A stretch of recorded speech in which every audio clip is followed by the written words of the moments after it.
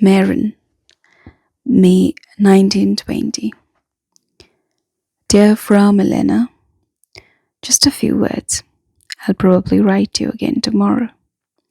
Today I'm writing just for my own sake, just to have done something for myself, just to dispel a little impression your letter made on me. Otherwise, it would weigh on me day and night.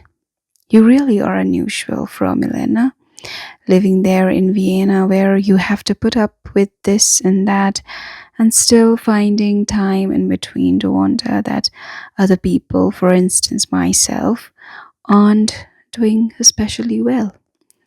And that one night I sleep a little worse than the night before.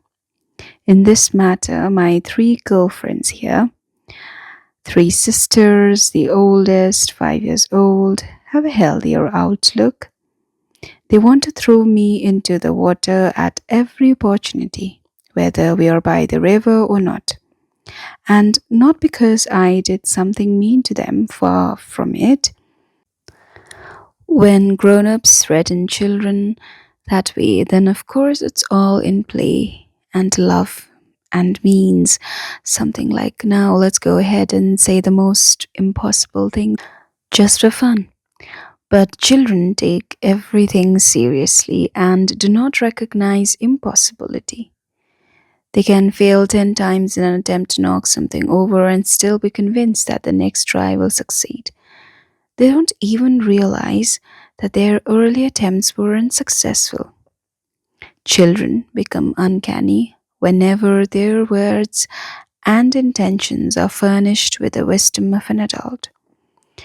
When such a small 4-year-old girl, still a little baby-bellied, at the same time stronger as a bear, who doesn't seem to be there for any other purpose than to be kissed and hugged, attacks, and her 2 sisters join in on the right and on the left, and any retreat back is cut off by the railing, and when the friendly father and the soft, pretty fat mother standing by the stroller of her 4th just smile from afar without wanting to help, then it's practically all over, and it's virtually impossible to describe how one managed to escape after all.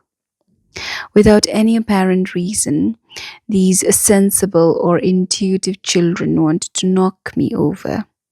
Maybe because they considered me superfluous, even though they knew less about me than your letters and my replies. You don't have to be scared by the well-meant of my last letter.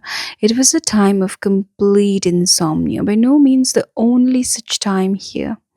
I had written down this story I have often thought through in connection with you, but once I was finished, I no longer knew why I had told it, with all the tension spanning my temples right and left. Besides, most of what I wanted to tell you as I sat outside on the balcony had not yet crystallized in my mind, and so all I could do was refer to my basic feeling.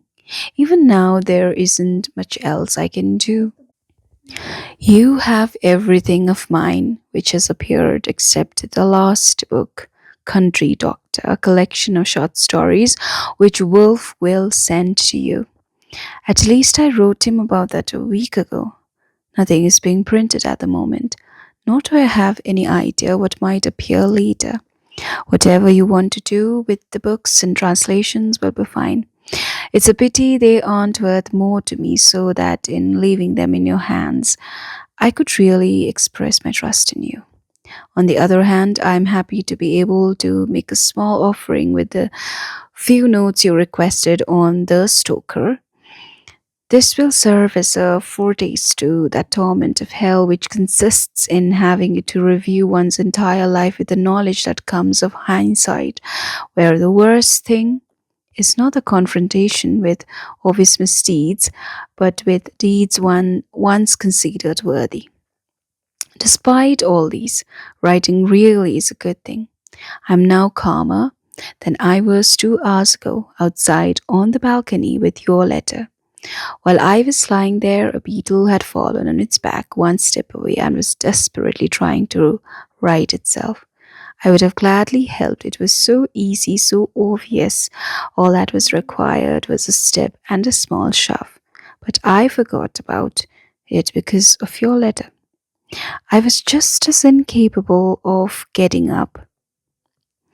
Only a lizard again made me aware of the life around me. Its path led over the beetle, which was already so completely still that I said to myself, this was not an accident but death throes, the rarely witnessed drama of an animal's natural death. But when the lizard slid off the beetle was righted, although it did lie there for a little longer as if dead, but then ran up the wall of the house as if nothing had happened. Somehow this probably gave me, too, a little courage. I got up, drank some milk, and wrote to you. Franz. K.